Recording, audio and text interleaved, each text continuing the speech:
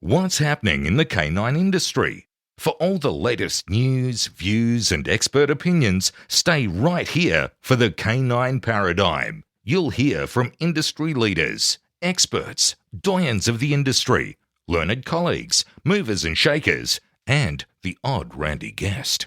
Get the latest insights and expert advice from both here and abroad from the people in the know. Now, here are your hosts, Glenn Cook and Pat Stewart. And I'm Lofty Fulton, and I'm out of here. Glenda? Yes. We have to do a new ad. We do. It's a solemn time. Mm-hmm. Our long-time sponsor of the show, George Kittredge, Yes. very, very sadly passed away. And we formerly used to advertise for him his Rowdy Hound boxes. We did. So we don't actually know what's happened with Rowdy Hound boxes. You know anything about that? I looked at the website. It said that they're recalibrating since their founder and boss has passed. But nonetheless, I think that you and I want to honour the memory of George Kittredge anyway. He was a friend to both of us, a hell of a good guy, and he supported us almost immediately. He was on board through and through, and I just don't want any of us to forget George. He was a terrific human being. So we intend to continue to advertise Rowdy Hound, even though we don't know what's going on with them. Yep. In the hopes that they keep going, and that can be a bit of George's legacy that we're able to continue to promote. I hope so. In checking it out, we had a look to see, because we're not real good with the sponsorship. So we had a look to see who's actually paying for sponsorship. And we have a list of people to tell you that we support. And the first is our sugar mama, Barbara de Groot. She's been with us from the start as well. Barbara's been an absolute staple in our... She's a gem. She is a gem. She has a business. She does. From the Heart Dog Training. From the Heart Dog Training. Yeah. You can check it out. But she supports us as much and more than anybody ever has. So we appreciate you very much, Barbara.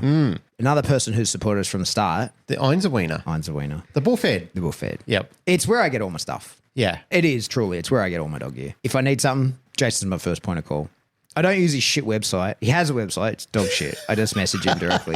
You guys probably should use his shit website, but I don't. Yeah, because you don't want to message him directly and get his grumpy ire of the day. Yeah, but do it. Get all your dog stuff from Jason. He's got everything you need. He's got all the shit that you need to train a dog for realty. Everybody who comes to seminars and looks at meals and asks me meals questions, ask Jason. Yeah. Jason can point you in the right direction for getting the meal that's best suited for you. I really like his leashes. I'm a big fan of his leash pack. That's why I sort of convinced him to do it. But anyway, get your stuff from Einzelwiener. Yep. Do you know who has a fantastic website and ships internationally? My wife? Your wife, Yeah. Canine Pharmaceuticals. I couldn't imagine her not having a good website, how much of a perfectionist she is. Well, the products are amazing. My dog merely being alive is a walking testimonial to that. My dog, who I've retired numerous times and has come out of retirement when I've managed to get his body back to healthy, and a big part of that is related to Canine Pharmaceuticals. So check it out, everybody. I could say so many nice and biased things about Canine Pharmaceuticals and my wife, but what I will say is ignore me. Just look at testimonials. The testimonials speak for themselves. That's where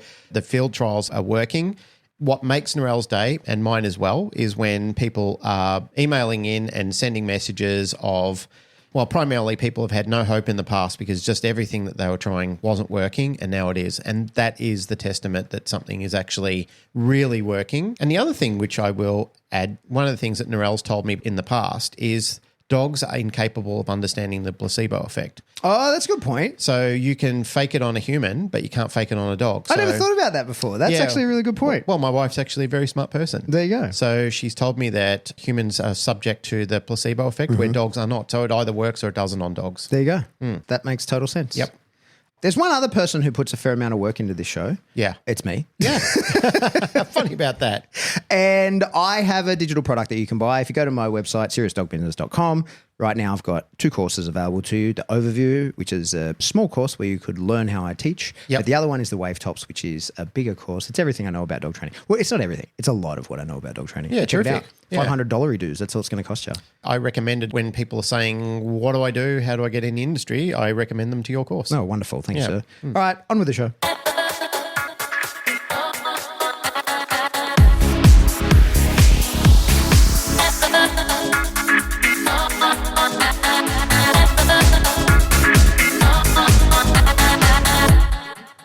Welcome back to the Canine Paradigm. I'm your host, Pat Stewart, and I'm joined today by my co-host, Glenn Cook. Hello, sir. Hello, sir. Hello, friends. Hello, everybody. How are you? I'm good. How are you? What's news? Tell me. I'm wonderful, and I'm going to tell the truth. I'm going to tell the truth to everybody, Glenn. I'm going to tell the truth. Are you This really? is a retake. Yeah. It is a retake, yes. Why is it a retake, Pat? Tell me. Well, Tell we us. recorded an episode and I wasn't happy with it at the end because I got mad in it. Here's my take on the world at the moment. I think there's a lot of crazy shit going on in the world. There's a lot of things that people should rightfully be angry about. Yeah. But spreading any more anger and making people feel my anger for things going on in the dog training world, I just kind of realized after we did it, I was like, I don't want to add to more negativity. So it was nice to have a whinge. I had a good whinge, but I just feel like it's not worth putting that kind of negativity out into the world. It doesn't achieve anything. It just creates more negativity because we didn't offer any solutions. I didn't offer any solutions. I was just like, this is bullshit for these reasons. And there was no hope. So anyway, we're redoing it. Here we are. I will add that during conversations of whether to kill it or not, I offered to put it on Patreon to let our Patreon people listen to it. And you said, no, I hate it so much. I want it gone. So we just agreed that it hit the scrap bin. So I did that today. I even told Narelle about it. I was laughing. I said, we did an episode and Pat hates it so much. He just wants it fucking burned and then incinerated again and then stomped on and thrown in the garbage. And she said, why? What was in it? And I said, it's just us being ranty McRant faces and giving it to everybody like when you get fed up of things. In you saying that and talking about the insidious nature of the world at the moment, a colleague of mine who's really into horses, his family been in horses generational, and he and I were talking about dogs and horses and, you know, the cultures and the cliques and good people and the dickheads and the evil people in the industry. And he goes, oh, mate, we have that same thing going on in the horse industry. He said there was a massive post online that this lady wrote called Who Are the People in Your Neighborhood? He said, do you remember Sesame Street? And I said, yeah. And he goes, the title was taken from there because they used to I was going to say that's they used to sing this song, Who Are the People in Your Neighborhood? It would go through and you'd go and meet people and talk to them and stuff like that. But the lady was talking about how the horse industry has been corrupted by people that just shouldn't be in it, like people who are nefarious and just villains, people that don't have good ethics at heart. They violated it and they get groomers out there to go and groom people to bring them into their little evil society. And I said, oh, mate, it's like history repeating itself all over again. I said, it happens here in Australia. I talk to people over in the US who are happening. And I said, it's just a sad state of affairs that we're going through this sort of stuff. However, when you said to me the other day that you didn't want to do that episode, I agreed with you on the context that I was talking to a lady that is coming over to join our team. And she said, I've enjoyed your podcast. And she said, one of the reasons I really have enjoyed your podcast is because you and Pat minimize the political involvement. Even though you talk about things and you might have a bit of a rant about things here and there, for the main part, you keep a lot of humor in it. You have a lot of vulnerability in some of your stories, but you also made it culturally about dogs and including the industry. And I said, yeah, that's a good point. And I said, it's very easy to get sucked into the mire of political involvement these days with what these dishonest pricks are doing to us. And I said, but you've also got to have an escape and you've got to have some joy. And, for many of us, the dogs are doing that. Yeah. I think, mate, for me, it's that I keep seeing in my feed, doesn't matter what social media I'm looking at, just a lot of people passing on a lot of negativity.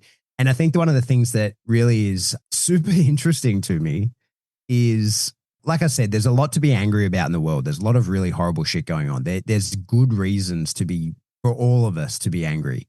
But before you share something that makes you angry, spend a couple minutes making sure it's true. I feel like that's one of the things that I'm seeing the most is people outraged by memes and passing on those memes. And, memes aren't the news, right? Like anybody who has a phone can make a meme and post it. And just because it's got a picture of someone you don't like saying they did something that you don't agree with, that doesn't mean that happened. That doesn't at all mean that happened. I mean, it might, but just spend a couple minutes. Like, and I saw one the other day I want to be careful not to go into this rabbit hole, but this aerial shot of a protest, and somebody had shared it saying, look at this huge protest that's happening right now in support of X whatever. I was like, no, I don't think so. So like I download the photo and whack it into Google. The photo's from 2014. Like it's not fucking something that's happening now. Like this person was really angry, like, look at this, look at what's happening. And it's like, It's not happening. So you've now got yourself angry. You're trying to make other people angry over something that's not happening. And there's plenty of things that are happening that we should all rightly be upset about. So anyway, I don't want to continue to contribute, or not continue. I don't want to contribute to the negativity, and I don't want people to listen to me and get the shits with me about something. Misery loves company, and I don't want to drag anybody into my company when I'm miserable. And I've gotten out of my bad mood now. So yeah, that's a good point what you mentioned before, because I've seen episodes where Charlie Kirk, who's a guy in the USA who interviews a lot of students at universities and so on, and he will does like campus sit down stuff. Yeah, he'll just talk to people, and like he gets accused of divisiveness and so much outrageous stuff, but he says, quote me on that, show me where I've said these things before. And then he will ask questions. He'll say, you've come up and stated that you're in support of X, Y, or Z. Let's elaborate on that. Let's dig a little deeper into this. I want you to tell me what your knowledge is on this. And the majority of people, the ones that I've seen anyway, the majority of people don't even know why they're there. They're just angry. They've just joined a mob.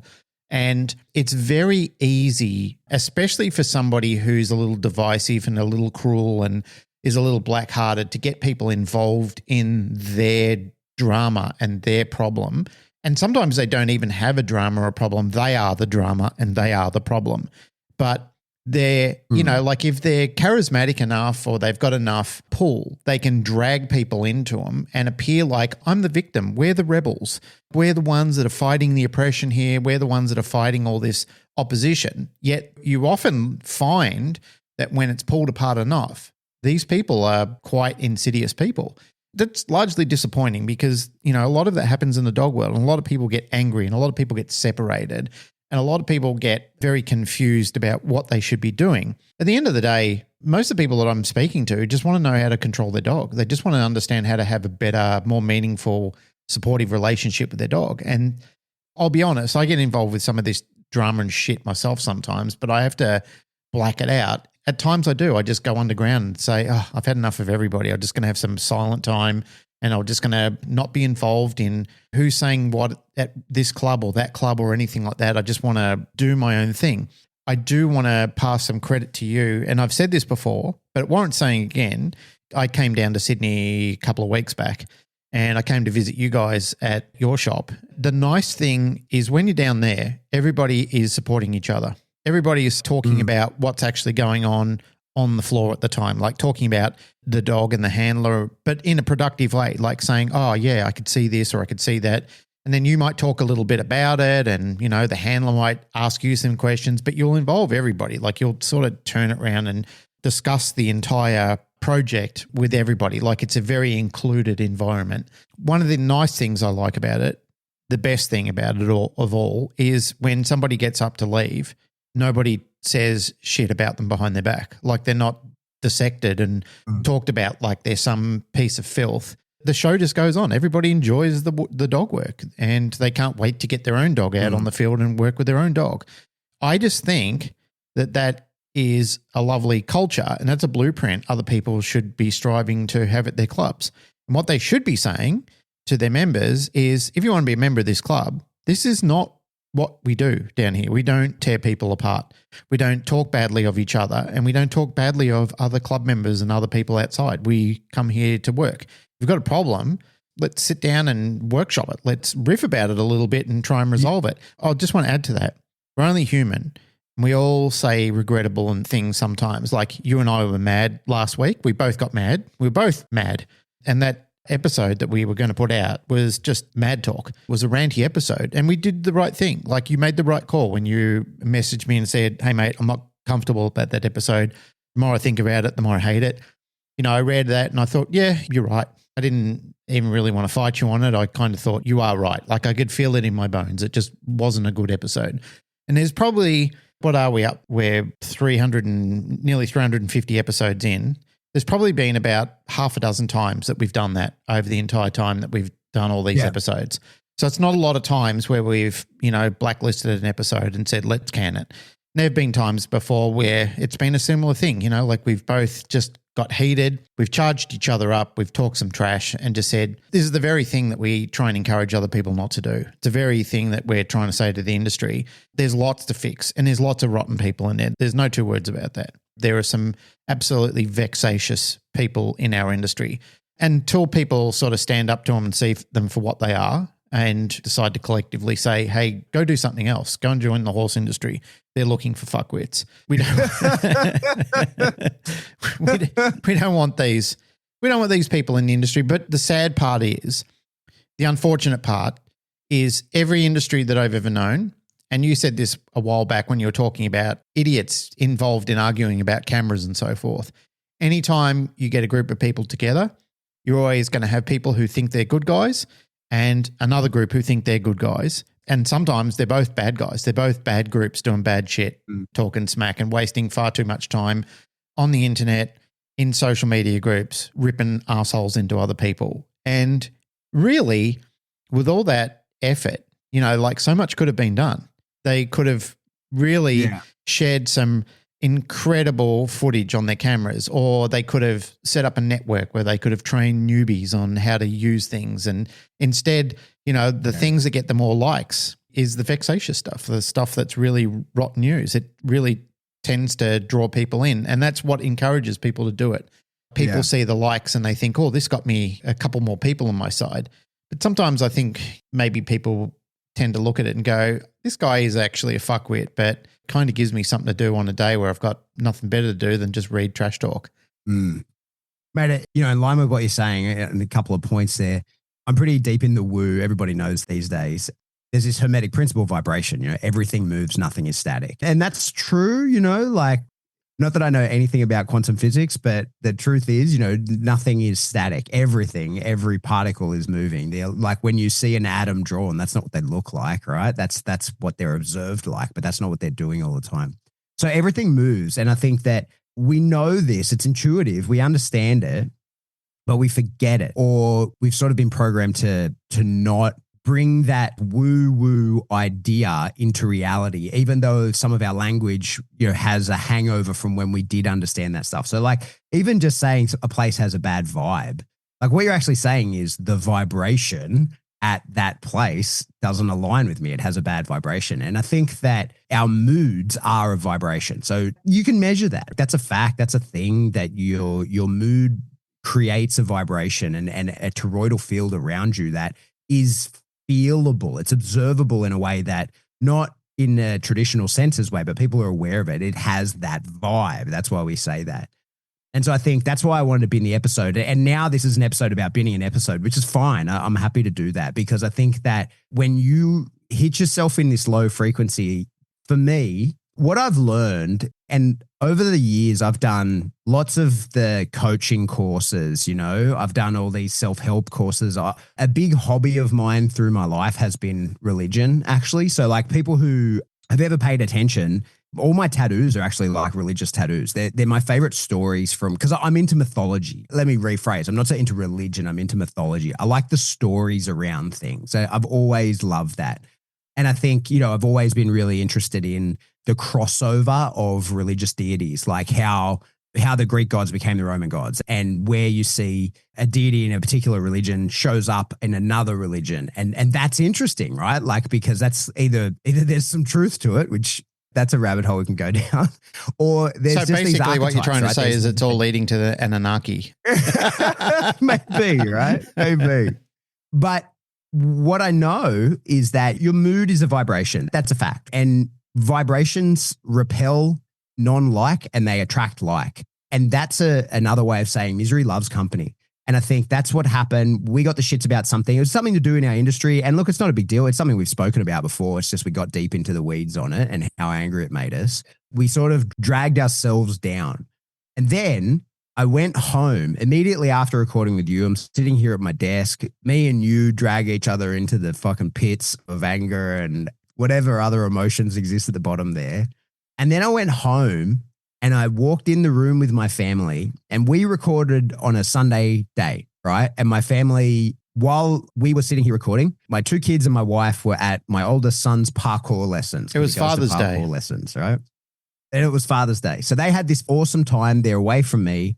when I walk into the house, this is why I immediately said I wanted to delete the episode, because the moment I walked into the house, I was like, I don't fit in here. And this is meant to be Father's Day. I'm the hero of the day, right? And they've got stuff for me and they're all really happy because they were having a good day. They've been doing their thing.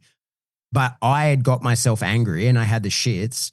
And so I realized within minutes of being with them, I was like, we can't align. I can't even enjoy the company of my kids because my kids are really happy and I'm really fucking angry. One of us has to change. And then you're faced with the reality of like, I can do to them what I did to you, and I can drag them into my pit of despair and I can fuck up their day and align their vibrational state with mine. Or what I much prefer to do, I was like, oh, hang on, I got to go. And so I was like, I got to go for 10 minutes and got my head together, and then I can reintegrate. I can climb back up. I can change my vibration. I can change my state, and away I can go. And what I think is we're getting around to the dog training part. But I think what's interesting about that is when I say I'm into religion, I've done the self-help courses, I've done a lot of business and marketing courses and stuff like that. I've worked in those sort of industries, and I've been amongst some of the coolest people in the world in terms of like people I know. What I know for sure is that the people who have a really good time of life and are successful and are happy and have lots of love and abundance and gratitude in their life versus the people who are angry and pissed off and jealous and shameful, all that, is how quickly you can pivot. And that's it, because everybody fucks up. Everybody fucks up all the time. And that's what happened with you and I. We put ourselves into an angry state. We said a bunch of things that, well, like in reality wasn't that bad, but it just was that when that episode goes out, what I realized is that people sitting in their car listening to us or training their dog with us in the ears, or, you know, however people listen, they have to make a choice. They have to align with us, which is not what I would want for them, or they have to repel us. And that would mean just stopping listening and turning off the episode. And so to me, I was like, well, neither of those are good outcomes, because I don't want to hang out. Like, if you listen to that episode, you enjoy it, it resonates with you, it aligns with your vibration, and then you want to message me and tell me you liked it, or we see each other and people tell me, and I'm like, no, I don't like it. I don't want you at this level. I don't want to be at this level any longer myself. I'm not coming down to there. And so the other option is that it repels people. But as I say, I think that the difference between people who sit in their pit of despair and the people that are successful and move and whatever is how quickly you can pivot. And I think about this in terms of meditation, and we're getting to the dog training part, I promise. But I think about this in terms of, we tell people all the time, meditation is focus on your breathing, you know, single point of focus, whatever it is. And then people go, oh, where do flies go at night? And then they're like, oh, I'm bad at meditating. And they go, oh, shit, I've got to go back to thinking of my breathing. They think of their breathing for a couple of breaths. And then they're like, did I leave the stove on? And then it's like, oh, no, I'm meant to be meditating. Go back to that. And then, you know, one breath. And then they're thinking about whoever pissed them off earlier that day. And then they remember, they go back to it. And those are people who go, oh, I'm bad at meditating. And you go, actually really good at it. Like, that's the point. That is the point, right? The point is to focus on a single point. Eventually you get to nothing. The idea of it, you know, depending on the type of meditation you're doing, but the reason you focus on one thing is so that you just have one thing to stop focusing on, right? So you align all of your focus to one place. And then you realize that you're not doing that, and you have a decision point at that moment. And when you realize you're not doing it, you can just go, okay, I'm bad at this, and give up, or you can switch back to doing it. And you only manage to do it for another 2 seconds before your mind wanders. And then you've at that decision point again. All the people I know that are successful, all the people I want to align with, all the people that I'm impressed by are very good at going, I'm doing the wrong thing. I need to start doing the right thing. And that to me is how success is built. And that's how we train dogs. The moment that we start to stray from what we want, the quicker that we go, hey, that's incorrect, get back on the right path, the more time we spend on the right path, and the more rehearsed we get at getting onto the right path. There's an old saying, the longer you are on the wrong train, the more expensive it is to get home.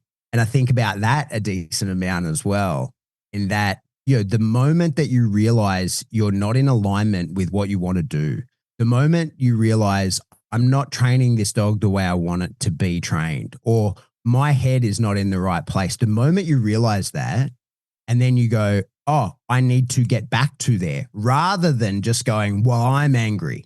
Hello, angry. Nice to meet you. I'm going to stay here, right? Like, the longer you do that, the harder it is to make that pivot. Yeah. And the earlier you pivot, the quicker you get back to doing the thing that is in alignment with you, and the more time you spend in that alignment. And it's something that I think about all the time. And it's something that sometimes I catch myself fast, like I do things and I'm like, oh, don't think that. That's a shit thought. Don't think that. That will lead you down the wrong path. And then there's other times where I spend 3 or 4 days in those thoughts. And then I'm like, oh, wait, no, I have to change my mind about this. And usually there's some kind of external stimulus, some sort of catalyst. And it's usually a friend or someone that I no longer align with. And I think that's important too, like when you realize, oh, I'm not aligned with the people that I normally am. What the fuck has happened? Did they changed or have I?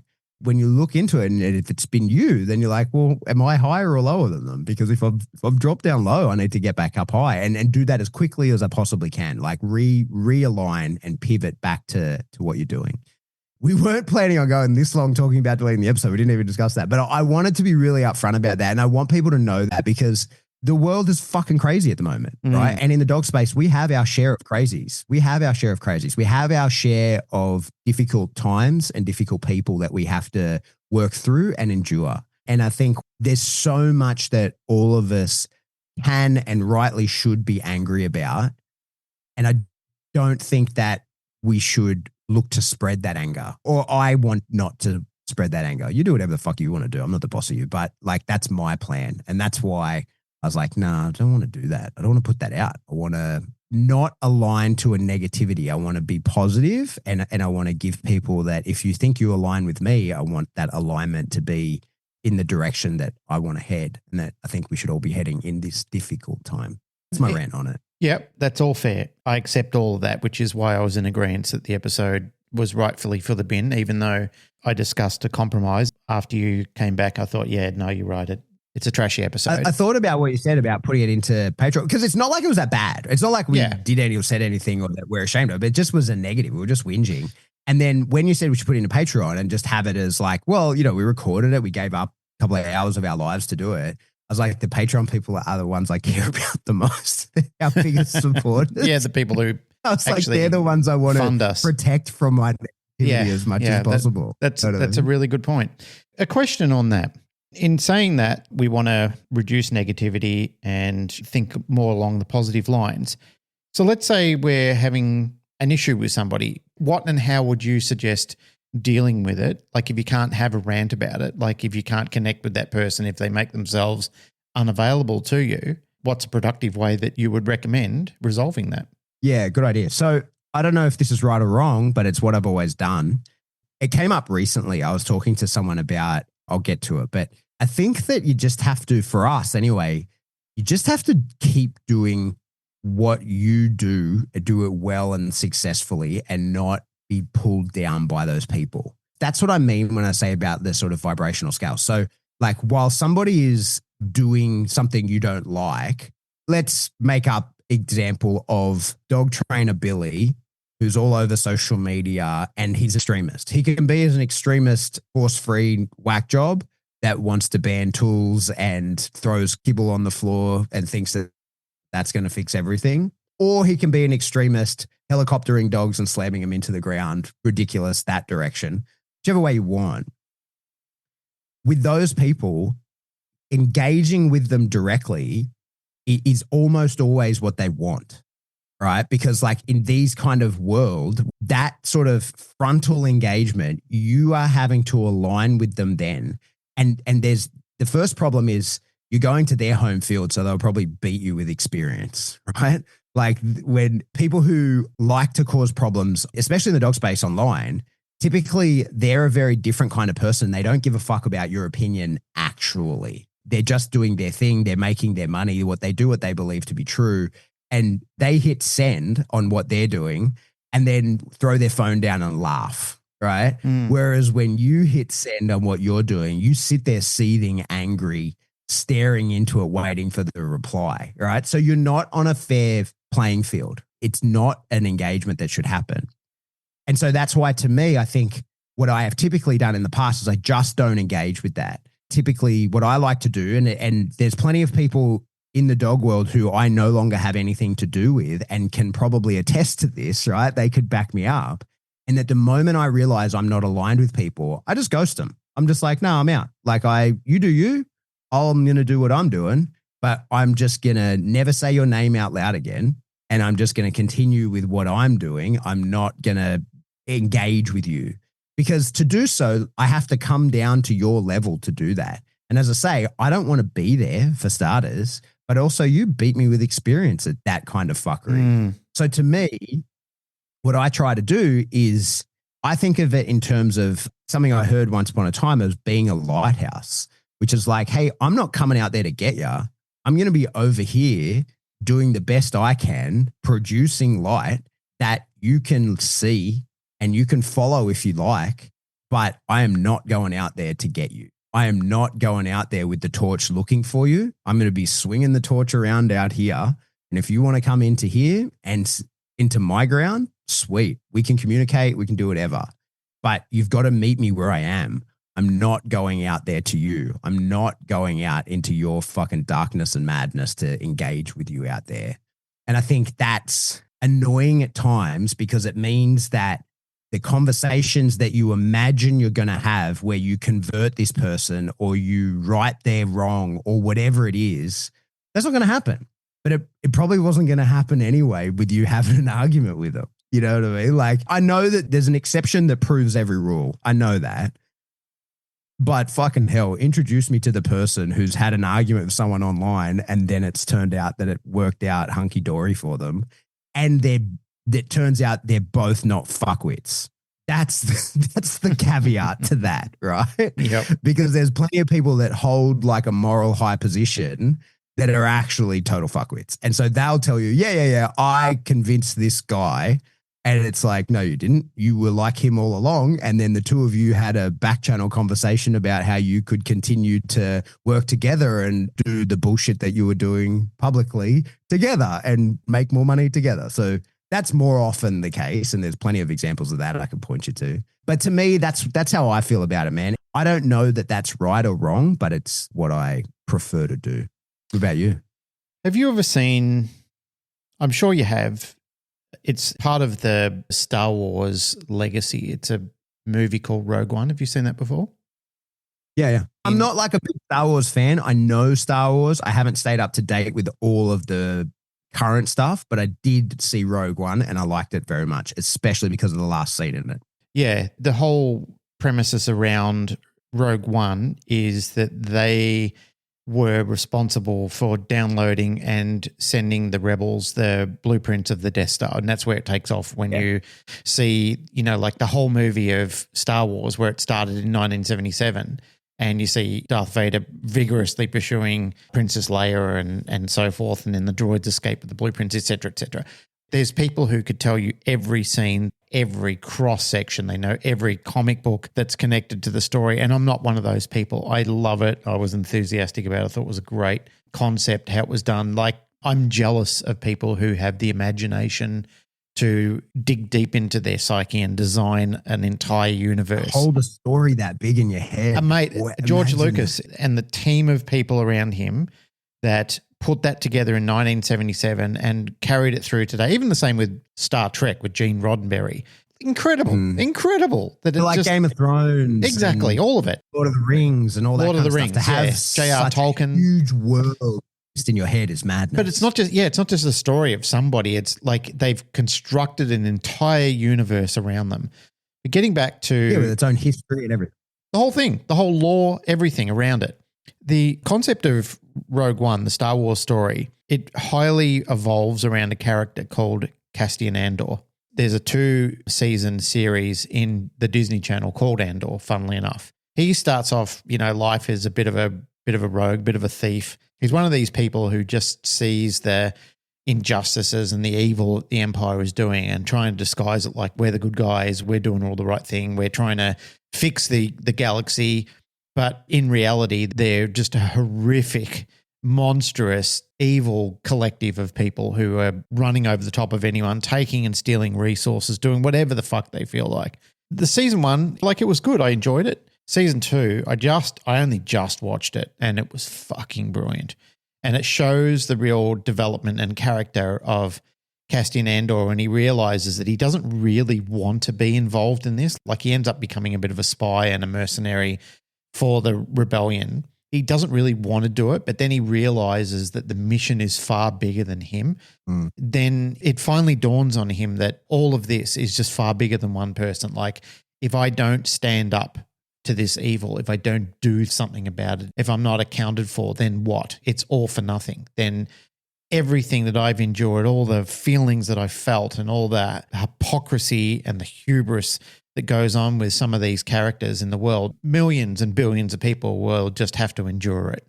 And that's why I feel that when you and I got angry last week, we're feeling these things. We're feeling in a position where, like I said before, hypocrisy and hubris, it's been flaunted publicly around. And I feel that when you do see some of these huge inaccuracies and you just see the great lengths that people will go to protect it, of course you feel angry because you're thinking, aren't I doing the right thing here? Why would I return to a property of training, which so many people are trying to convince the world is terrible and evil and malicious and torturous and dogs hate it and they don't learn from it? Why am I returning to something, like I said in that episode, we can bear witness to it. Like, we see physical change taking place.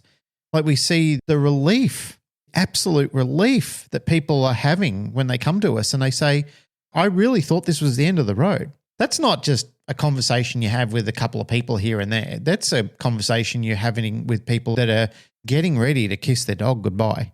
They're gone through the sweat and the torment. And that's why I wanted to bring that correlation into the series of Andor, is that there is a time where you realize the reason I'm doing this is because if we don't do this or we just roll over, then the real bad guys who will never admit they're bad guys, and some of the people don't even know that they're bad guys, they just get away with it. They get away with literal and sometimes proposed murder. It's just horrendous to think of as it plays out en masse, on scale. That concept, your perpetual thinking of where the flies go at night, that's one of the things that cycles in my head while I'm sitting there trying to wind down. What if I walked away from this? What if I just said, fuck it, I don't care? What if I just rolled over? Because, mate, I've had so much fucking heat and pressure over my life all about this. And I just think to myself, why don't I just make it easy? Why don't I just say, yeah, I give up. I don't care anymore. I'm just ready to drink the Kool-Aid and just drift off into a blissful, ignorant coma and just say goodnight to all the problems. Because this brings lots of drama into my life. It's created separation from people that I've had relationships before. You know, there's a lot of things in the dog training world where I've enjoyed the company of people only to find out that some of them are horrible and I've just had to fucking part company with them. I could just say no. I could just walk. I could just say, you know what? I just want a nice life. I just want to get paid. But so many people do that. There's so many people who will just roll over. They're so comfortable with just saying, I'll just give up. I'll just take the cash. And I think that's why a lot of us find ourselves in that position where we feel ultimately helpless with the situation that we're in, because we're watching atrocities happening, not just in dog training, but in a global scale. And that makes us feel helpless. And that makes us feel very hurt. Like, even in my own country, being around as long as I have, you've been here for quite a few decades yourself. We enjoyed some real incredible freedoms. We've just enjoyed this beautiful fellowship. I remember parties when I was a kid. I remember how many people used to come around to the house, like kids, adults.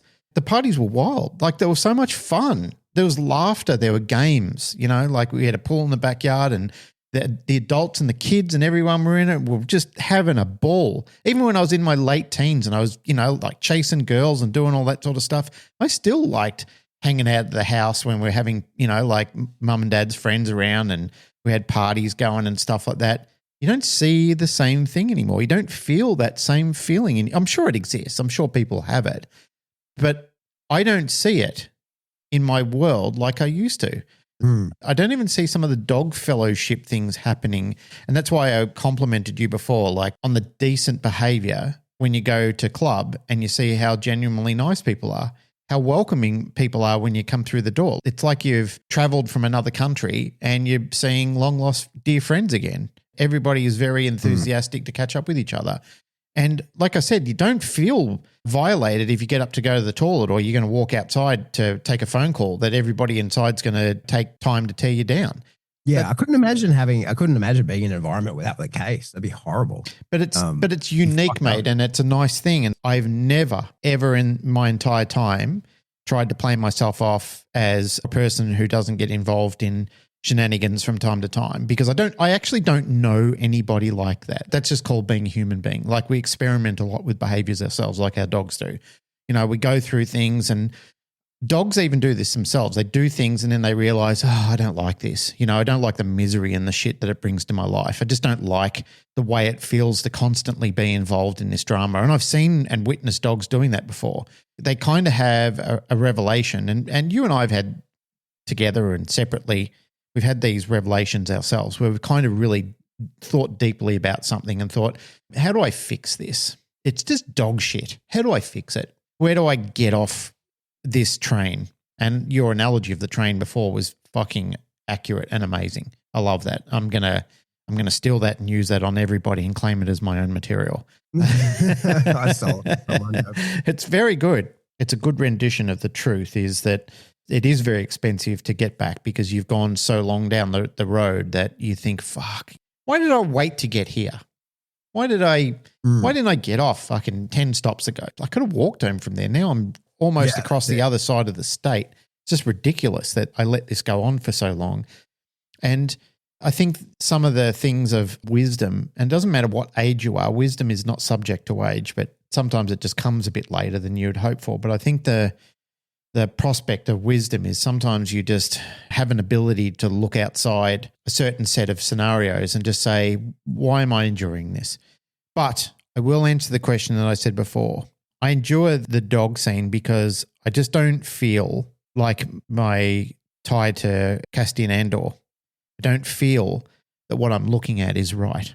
I just feel that the hypocrisies that I'm seeing, I can't lay down and just pretend this isn't something that needs to be fixed, because it just doesn't feel right in my bones. I don't feel comfortable with it. I don't feel like I could be happy and just take my 30 pieces of silver and just bite the pillow and roll over or do whatever you do when you're getting fucked. I just don't feel like I could do that and live happily ever after in myself. I think that would haunt me to my fucking grave. And I don't like the fact that I have to be a rebel and have to be excluded. And as somebody whispered in my ear a while ago, if you just shut up and literally drank the Kool-Aid, you could make a lot more money than you're making now. I believe them. I believe that that's true, but I can't do it. I just can't fucking do it. And not just because I just want to stir up shit with people. I really don't like or enjoy being in conflict with people, regardless of what they might think or how they feel about it. I don't enjoy it. I don't really want to have the complexities in my life of being constantly in a state of flux with other people. It's not a good state to be in. And I'm sure, if they really did some soul searching as well, other people that are involved in it, if they're decent people, they'd be thinking, yeah, you're right. It's just a terrible way to live a life, isn't it? I guess the point that I'm trying to make is, if something really feels wrong to you, really, really feels wrong, and you can't ignore what your gut is telling you, like your body is screeching out to you and just saying, dude, it's not right. There's something horrible here. There's something insidious festering behind the scenes. You're getting mesmerized by the Wizard of Oz on screen. You're not seeing this fucking character, this insidious person pulling the strings behind the scenes. You're not looking deeply enough at this whole scenario.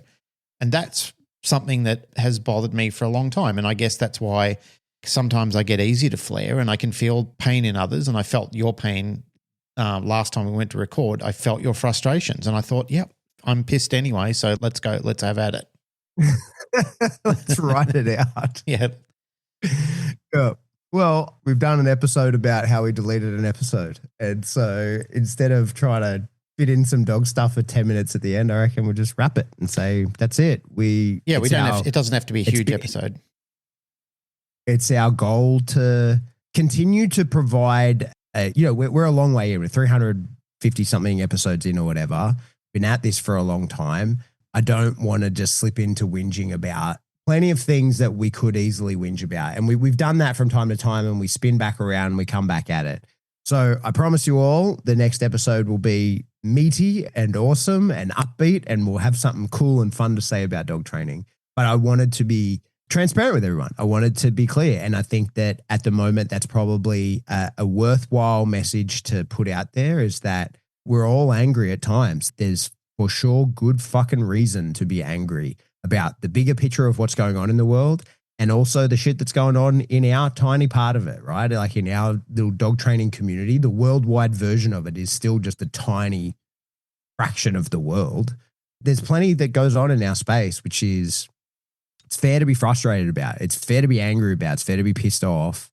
But like we've done, the goal then is to sit in that being pissed off, feel it, process it, do it, and then fucking change gears and get on with it and climb back up that scale.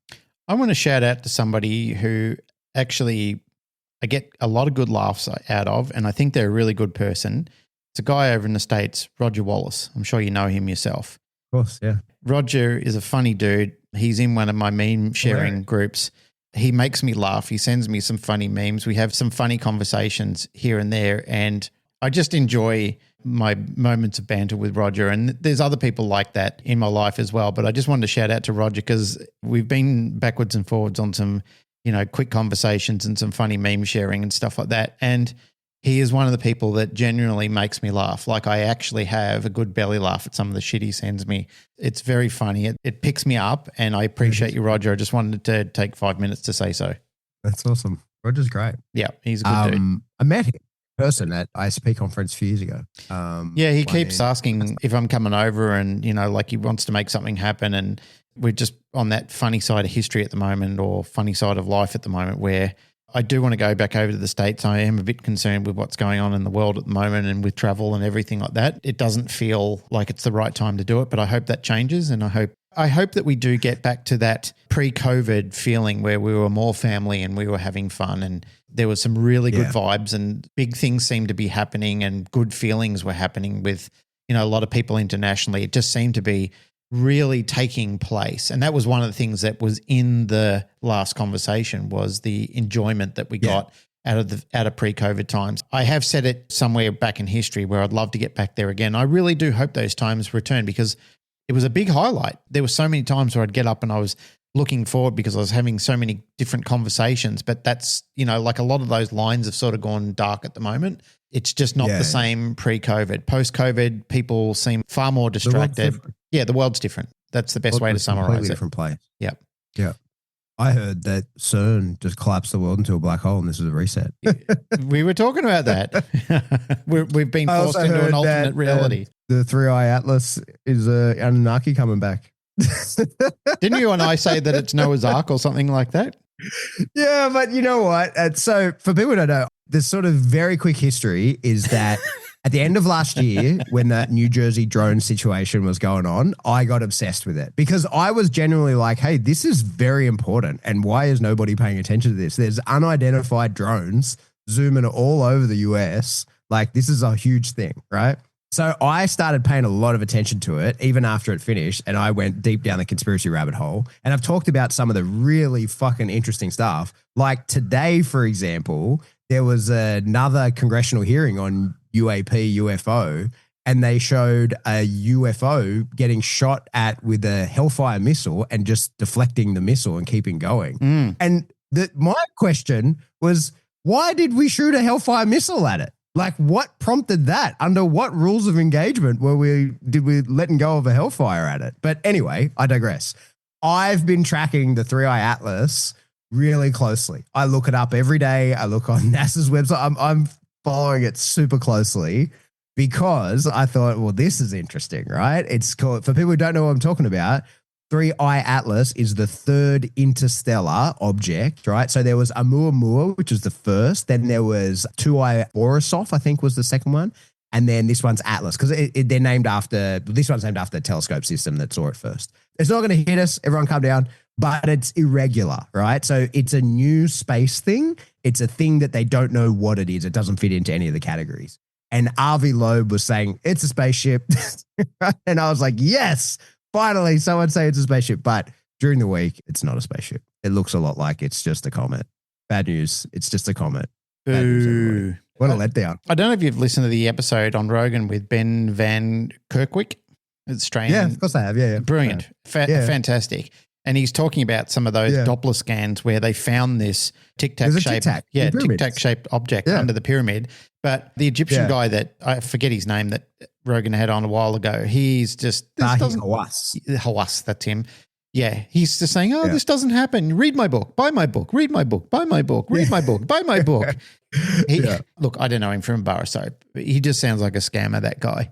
Whereas all the other researchers that are looking into it, they're just saying there's some miraculous discoveries that are going on behind there. And Rogan, at the end, he basically just goes to the Egyptian guy. He goes, why don't you just say that you found it? He goes, well, we'll all say you found it just so we can all share in the knowledge. Because, like they talk about this great hall. Hall of Records. Yeah, the Hall of Records. And it's been disclosed by some of the like some of the ancient emperors and so forth. They went in it before it was all closed down and before everything sort of buried over on the pyramids. And the wonderful thing where they were saying you could get lost in there for days if you didn't have a guide that would take you around. And he said, and you can see all this on the scans. Like he said, it's incredible that all this exists, but it's not allowed to be talked about or not allowed to be disclosed. Yeah, the Tic Tac thing is interesting because that is the Tic Tac incident off the Nimitz in 2004. All the skeptics and debunkers, the Tic Tac is the hardest one to debunk. It was a very high-ranking fighter pilot that chased it. They've got sensor data, blah, blah, blah. So if there's one of those in the pyramids, that would be super interesting. Well, it was said, that same guy, Ben Van Kerkwyk, when he was talking about it in the recollections of its acceleration, I believe it was him, or it could have been one of the other guests. He said that one of the physicists or the people involved in actually acknowledging that tic-tac, he said just the sheer acceleration from it, that it went from going from the water into the atmosphere, he said it would have taken all the power that the United States produces for a year just to accelerate to that level and do what it did. Yeah. And he said, so how do we explain a technology that we can't even produce that power in? He said that happened within seconds, he said, and they're saying that it would take all the power that the United States produces in 1 year to be able to produce that level of force. Yeah, yeah.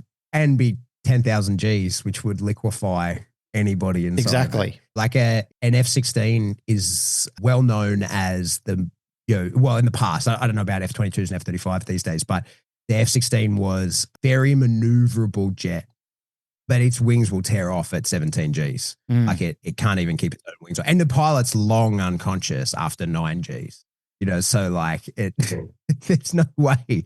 Anyway, this is a topic for another podcast. I keep threatening the Patreon crew because on the Patreon lives, we talk about this stuff all the time. I keep threatening them to do just my take on it all. But that, mate, honestly, that's one of the reasons why I enjoy the UFO stuff is because my opinion's irrelevant and because I have no special knowledge whatsoever. Like I'm just going off what I've heard. And so I like that. I like that I can just believe it or I can believe it all or none of it. It doesn't matter. It doesn't change my day. It's quite a lot of fun. But I've spent a lot of time researching it. I can tell you that. Good place to leave it. All right. That's it for another episode of the Canine Paradigm. As always, if you like what you hear, like, rate, share, subscribe. Do that through whatever subscription service you download us from, and then just go to another one. Do it there. Don't check. You're allowed. If you want to support the show, best way to do that is to jump into Patreon. A few bucks a month to get you a giant backlog of information as well as new stuff going forward. And you can pay as much or as little as you want, all kinds of different stuff. As I said, I keep threatening to do a special Patreon-only live where we just get into conspiracy theories. We'll do that at some point. If you want to do that, let me know. Like, I'm happy to do that. Why not? Another cool way to support the show would be jump into Spring. There's links in the show notes that'll get you to where you can get some like cool socks and underpants, but t-shirts and tapestries is what we really sell. You get cool designs on it. We should probably do an update on one of those sometime soon, as well as a huge poster, like a giant flag wall tapestry that you could put into your training shop, which would do that. Cool. Love seeing those online when people are doing their training and we could see ourselves in the background. It's one of my favorite things. If you want to get in touch with us, you could jump into the Facebook discussion group. Lots of people having cool conversations in there. Or if you want to get in touch with us, we are info@thecanineparadigm.com. That's it, everybody. Keep your vibrations high. I love you. Goodbye.